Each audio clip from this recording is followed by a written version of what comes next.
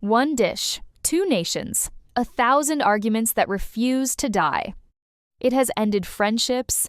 It has started wars not of guns, but of pride. They call it jollof, and in West Africa, what you put in that pot says more about you than your passport does. This is the story of how a plate of rice became a declaration of identity. Long before Nigeria and Ghana existed as we know them, there was the Wolof Empire in what is today Senegal and Gambia. There, a dish called thiboudienne rice, cooked in a rich tomato and fish stew, was born. The Wolof called their rice dish jollof after their own kingdom. When trade routes spread across West Africa, so did the dish. Every nation that touched it, Nigeria, Ghana, Senegal, Sierra Leone, Liberia, took the base and made it their own. And that is where the trouble began. Nigeria uses long-grain parboiled rice, a smoky char at the bottom called party jollof, and a tomato base built for depth.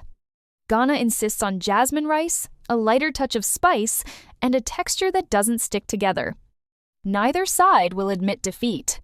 Nigerian chefs have crashed Ghanaian Jollof competitions. Ghanaian embassies have publicly mocked Nigerian Jollof on social media. Even global icons Jollof has been served at UN functions, cooked for foreign dignitaries, and fought over on Twitter timelines for over a decade. It is beloved, it is contested, it is, without question, political. But strip away the rivalry, and you find something deeper.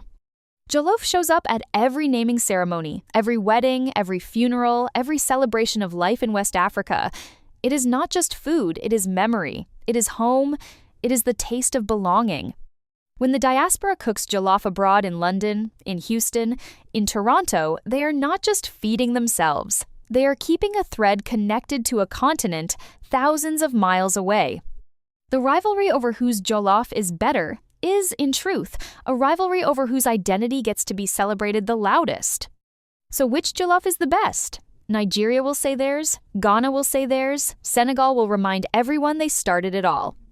But maybe the real answer is this. Jollof is not one nation's pride. It is West Africa's love letter to itself, written in tomatoes, rice, and smoke. And every time that pot is put on fire, a piece of history is being cooked, one grain at a time. This has been the Griot, stories that shape eternity. Don't forget to like, share, subscribe, and tell us which story you'd want to hear next.